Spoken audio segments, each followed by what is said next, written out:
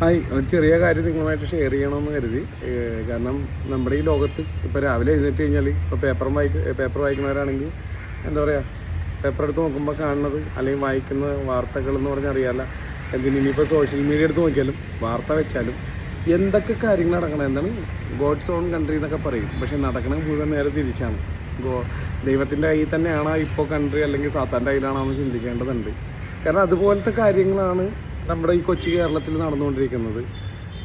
സാക്ഷരതയുടെ അങ്ങേറ്റമാണെന്നൊക്കെ പറയും, പക്ഷെ നേരെ തിരിവാണ് കാണുന്നത് മുഴുവൻ. അപ്പോൾ എന്തായാലും ഒരു മാറ്റം വരട്ടെ.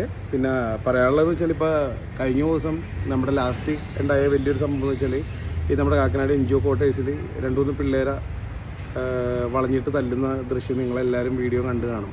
അപ്പോൾ അത് കണ്ടാൽ തന്നെ അറിയാം, ഭയങ്കര എന്താണ് ബ്രൂട്ടലായിട്ടാണ്, അല്ലെങ്കിൽ എന്താണെന്ന് പറയുക, യാതൊരുവിധ ഒരു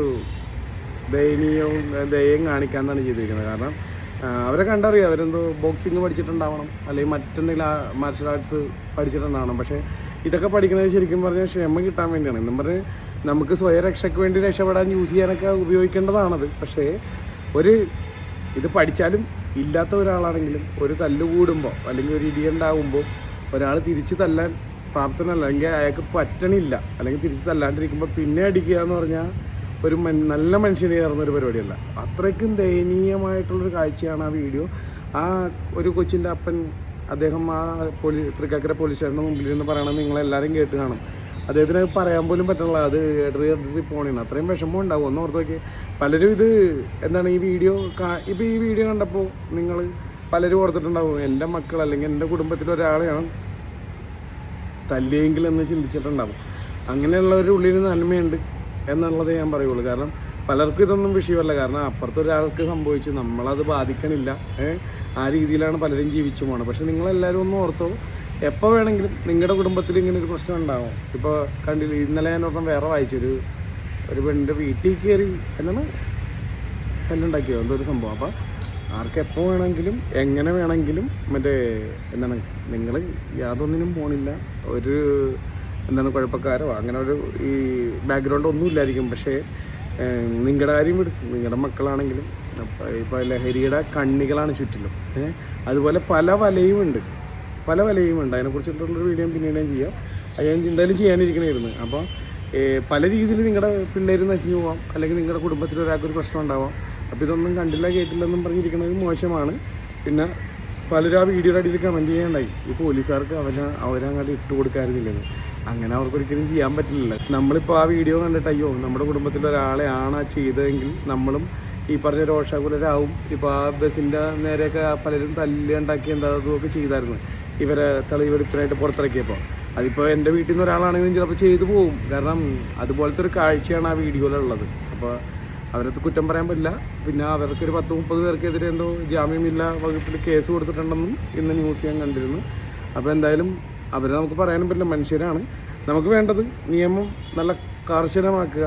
ഇതേപോലുള്ള കാര്യങ്ങൾ ഇനി ഒരാൾ ചെയ്യാതിരിക്കണമെങ്കിൽ ആ പിടിക്കപ്പെട്ട ആ പ്രതികൾ അവരെ എന്താണോ ഏറ്റവും വലിയ ശിക്ഷ കൊടുക്കാൻ പറ്റുക കൊടുത്തിട്ട് അത് ജനങ്ങളിലേക്ക് എത്തിക്കുക എന്നുള്ളതാണ്. കാരണം പലരും കയറുന്നു ഇറങ്ങുന്നു. ഇത് ഞാൻ പറയാൻ വേറൊരു കാര്യം കൂടെ ഉണ്ട്. പലരും വീഡിയോയുടെ അടിയിൽ കമൻറ്റ് ചെയ്ത് ഇവിടെയുള്ള രാഷ്ട്രീയക്കാരും പോലീസുകാരും ഒത്തുചേർന്ന് അവരെ ഇറക്കി വിടും, അല്ലെങ്കിൽ കോടതി ഇങ്ങനെ ചെയ്യും. പക്ഷേ മുഴുവൻ നമുക്ക് അവർ തള്ളിക്കളയാൻ പറ്റില്ല. എന്താണെന്ന് വെച്ചാൽ എൻ്റെ ഒരു അനുഭവത്തിൽ നിന്ന് ഞാൻ പണ്ടൊരു കാര്യം പറയുകയാണ്. ഞാനിതേപോലെ കുറച്ച് മരുന്ന് പിള്ളേരായിട്ടൊരു ചെറിയ പ്രശ്നം ഉണ്ടായപ്പോഴത്തേക്കും ഈ കേസ് എങ്ങനെയെങ്കിലും ഇവർക്ക് കോംപ്രമൈസ് ചെയ്യണം.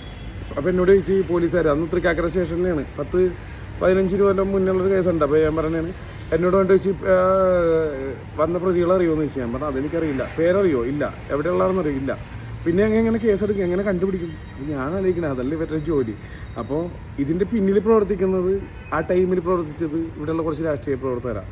അപ്പോൾ ഇവരെയൊക്കെ വളർത്തുന്നത് നമ്മുടെയൊക്കെ ചുറ്റുമുള്ള രാഷ്ട്രീയ പ്രവർത്തകരും കുറേ പോലീസുകാരും, അല്ലെങ്കിൽ നെഗറ്റീവായിട്ട് നടക്കണം, അല്ലെങ്കിൽ കള്ളത്തരമായിട്ട് നടക്കുന്ന ആൾക്കാർ, സാമൂഹിക പ്രവർത്തകരാണ്. എല്ലാ പോലീസുകാരും, എല്ലാ സാമൂഹിക പ്രവർത്തകരും, എല്ലാ രാഷ്ട്രീയക്കാരും ഇങ്ങനെയാണെന്നല്ല ഞാൻ ഉദ്ദേശിച്ചത്. എല്ലാത്തിലും നെഗറ്റീവും പോസിറ്റീവും ഉണ്ടാകും. നമ്മൾ മനസ്സിലാക്കണം, നെഗറ്റീവുള്ളത് എടുത്ത് കളയേണ്ടതാണ്. പിന്നെ നിങ്ങളെല്ലാവരും ഒറ്റക്കെട്ടായിട്ട് ഇപ്പോൾ പ്രതികരിക്കാൻ നിന്ന പോലെ തന്നെ നമ്മുടെ നാട്ടിൽ നിങ്ങളൊന്ന് ഓർത്ത് നോക്കി, എത്ര വാട്സപ്പ് ഗ്രൂപ്പ്, ഇപ്പോൾ പണ്ട് നമുക്ക് എന്തോരം ഫ്രണ്ട്ഷിപ്പ് വാട്സപ്പ് ഗ്രൂപ്പ് ഉണ്ടായി, ഇപ്പോൾ എത്ര ഗ്രൂപ്പ് ഉണ്ടെന്ന് നോക്കി. രാഷ്ട്രീയവും മറ്റൊക്കെ ഉണ്ടാവും. ഞാൻ പറയണത് രാഷ്ട്രീയവും മതവും ജാതിയൊക്കെ മറന്ന് നിങ്ങളൊരു ഫ്രണ്ട്ഷിപ്പ് ഗ്രൂപ്പ് എല്ലാ ഏരിയയിലും നിങ്ങൾക്ക് വേണം. അവിടെ രാഷ്ട്രീയം പാടില്ല, മതം, രാഷ്ട്രീയം, ജാതി ഒന്നും പാടില്ല. എന്ന് വെച്ചാൽ ഈ ജാതിയിലായാലും മതത്തിലാണെങ്കിലും രാഷ്ട്രീയത്തിലാണെങ്കിലും നിങ്ങളൊന്ന് ഓർത്ത് നോക്കിയാൽ നിങ്ങൾ ഒരു 20 പേര് ഇതാണ് കൂടി ചേർന്നിട്ടൊരു ഗ്രൂപ്പ് ഉണ്ടാക്കിയിട്ട് വേണ്ട 20 പേര് അല്ലെങ്കിൽ 10 പേര് കൂടി ചേർന്നിട്ട് നിങ്ങളുടെ അമ്പലത്തിലായിക്കോട്ടെ, ക്രിസ്ത്യാനിയുടെ പള്ളിയിലായിക്കോട്ടെ, മുസ്ലിം പള്ളിയിലായിക്കോട്ടെ, ഒന്ന് അവിടുത്തെ തെറ്റുകൾ ചൂണ്ടിക്കാണിച്ച് നോക്കിയാൽ നിങ്ങളെ അപ്പം സ്പ്രെഡാക്കും അവിടുത്തെ മതപണ്ഡിതന്മാർ. അത് 20 പേരുണ്ടെങ്കിൽ 2 വഴിക്കല്ല 20 വഴിക്ക് വിടും. അതാണ് അവരുടെ ബുദ്ധി ഇപ്പോഴത്തെ, മനസ്സിലായി? എന്നാലേ അവരുടെ കുറേ കാര്യങ്ങൾ നടക്കുള്ളൂ. അതുപോലെ തന്നെയാണ് രാഷ്ട്രീയത്തിലും. ഇത് എല്ലാ മതപണ്ഡിതന്മാരും അങ്ങനെയാണ്, എല്ലാ രാഷ്ട്രീയ പ്രവർത്തകരും അങ്ങനെയാണെന്നല്ല, പക്ഷെ കൂടുതൽ നമ്മുടെ നാട്ടിലിപ്പോൾ അതാണ്. അപ്പോൾ ആദ്യം നമ്മൾ പഠിക്കേണ്ടത്, നിങ്ങൾ ഏത് പാർട്ടിക്കാരായിക്കോട്ടെ, എനിക്ക് ജാതി മത രാഷ്ട്രീയ ഭേദമന്യാണ് ഞാൻ പറയണത്. ഞാനിപ്പോൾ എന്തെങ്കിലും ഒരു കാര്യം ചെയ്യുമ്പോൾ അത് ഇന്ന പാർട്ടിയാണ്, അവർ എപ്പോഴും പറയണൊരു കാര്യം ഞാൻ പറഞ്ഞില്ല വേറെ രീതിയിൽ. അതായത് ആ പാർട്ടിക്കാർ മറ്റേത് കെട്ടു, മറിച്ചത് കെട്ടു, അപ്പോൾ തിരിച്ച് മറ്റേത് നീ 10 കൊല്ലം മുന്നേ അത് ചെയ്തില്ലായിരുന്ന ഇത് പറയാണ്ട് ഇതൊക്കെ നിങ്ങൾ ചൂണ്ടിക്കാണിക്കേണ്ടത് ശരിയാണ്. നിങ്ങളുടെ പാർട്ടിയിലായി ഏതെങ്കിലും ഒരു തെറ്റ് നിങ്ങൾ സ്വയം ചൂണ്ടിക്കാണിച്ചിട്ടുണ്ടോ എന്നുള്ളതാണ് എൻ്റെ ചോദ്യം. അങ്ങനെ ചെയ്തിട്ടുണ്ടെങ്കിൽ നിങ്ങൾ അടിപൊളിയാണ്.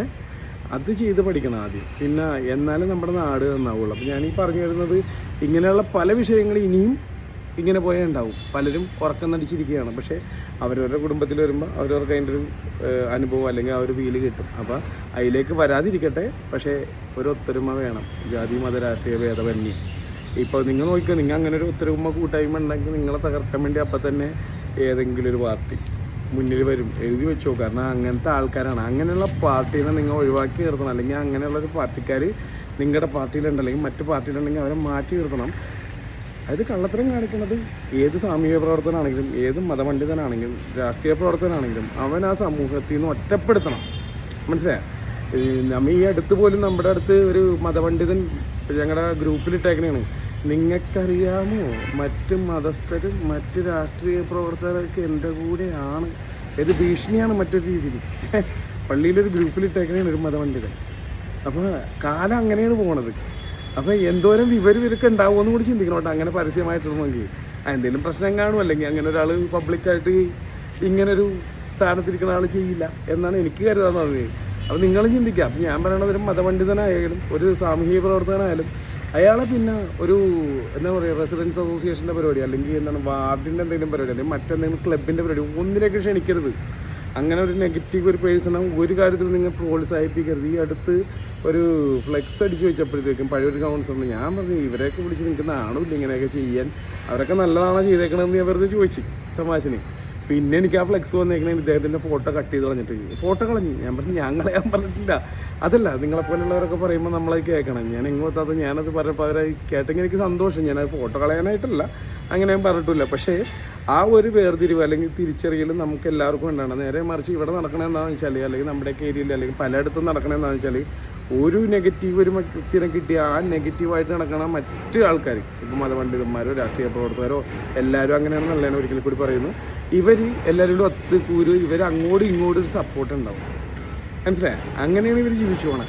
അപ്പോൾ ഇതൊക്കെ മാറ്റി നിർത്തി നല്ല രീതിയിൽ ഒരു കൂട്ടായ്മ ഉണ്ടാക്കി എല്ലാ ബസ് സ്റ്റോപ്പ് അടിസ്ഥാനത്തിലാണെങ്കിലും അല്ലെങ്കിൽ നിങ്ങളുടെ ഒരു ഏരിയ അടിസ്ഥാനത്തിലാണെങ്കിലും രാഷ്ട്രീയവും ജാതിയും മതവും മറന്നൊരു ഗ്രൂപ്പ് നിങ്ങൾ ഉണ്ടാക്കി പഴയ ഒരു കാലഘട്ടമെന്ന് ഓർത്തേക്ക് അങ്ങനത്തെ കിട്ടാൻ വഴി കുറവാണ്. കാരണം ഈ ഒരു ഏജ് കഴിയുമ്പം മതവും രാഷ്ട്രീയമാണ് നമ്മളെ വേർതിരിക്കുന്നത്. മനസ്സിലായോ? ഒരാളുടെയും അതുപോലെ ഒരാളുടെയും തെറ്റ് കൊണ്ടിക്കാണിക്കാൻ പാടില്ല. എൻ്റെ ഏറ്റവും വലിയൊരു പ്രശ്നം എന്താണെന്ന് വെച്ചാൽ എനിക്ക് ഫ്രണ്ട്ഷിപ്പിന് നല്ല വില കൊടുക്കുന്ന ഒരു വ്യക്തിയാണ്. പക്ഷേ ഏത് ഫ്രണ്ട്ഷിപ്പായാലും എൻ്റെക്കാട്ടി ഇളയവനാണെങ്കിലും മൂത്തവനാണെങ്കിലും ഞാൻ അവരോട് പറയാറുണ്ട്, എൻ്റെ ഭാഗത്ത് എന്തെങ്കിലും തെറ്റേണ്ട ചൂണ്ടിക്കാണിക്കണം. അത് അതേപോലെ ഞാൻ തിരിച്ചും ചെയ്യാറുണ്ട്. അത് അവിടെ ഞാൻ പ്രായപരിധിയൊന്നും നോക്കില്ല. അതുകൊണ്ട് തന്നെ എനിക്ക് ഈ ഫ്രണ്ട്ഷിപ്പ് ഇല്ലാണ്ടാവാറുമുണ്ട്. പക്ഷേ എൻ്റെ ഒരു നല്ല മനസ്സാണ്, ഞാൻ അവരുടെ തെറ്റുകൾ ഞാൻ ചൂണ്ടിക്കാണിക്കും. അല്ലെങ്കിൽ ആ പോണ പോക്ക് ശരിയല്ലെന്നെങ്കിൽ അല്ലെന്ന് ഞാൻ തന്നെ ഞാൻ പറയാം. ഞാൻ അങ്ങനെ ഒരു ശീലിച്ചു പോയി, ഇനി അങ്ങനെ തന്നെ ഇരിക്കും. അപ്പോൾ ഇതിനൊക്കെ ഒരു മാറ്റം വന്നെങ്കിൽ നിങ്ങൾ ഞാൻ ഈ പറഞ്ഞതിൽ എന്തെങ്കിലും ന്യായമുണ്ടാകുന്ന ആലോചിച്ച് നോക്കുക. നിങ്ങൾക്ക് ഈ വീഡിയോയിൽ ഞാൻ പറഞ്ഞതിൽ എന്തെങ്കിലും ന്യായം തോന്നിയിട്ടുണ്ടെങ്കിൽ നിങ്ങളുടെ അഭിപ്രായങ്ങളൊന്ന് കമൻറ്റ് ചെയ്യണം. മറ്റുള്ളവർക്കൊരു ഗുണം ചെയ്യണമെങ്കിൽ ആവട്ടെ, അത്രയും എനിക്ക് പറയാനുള്ളത്. അപ്പോൾ അടുത്തൊരു വീഡിയോ കാണാം. Thank you.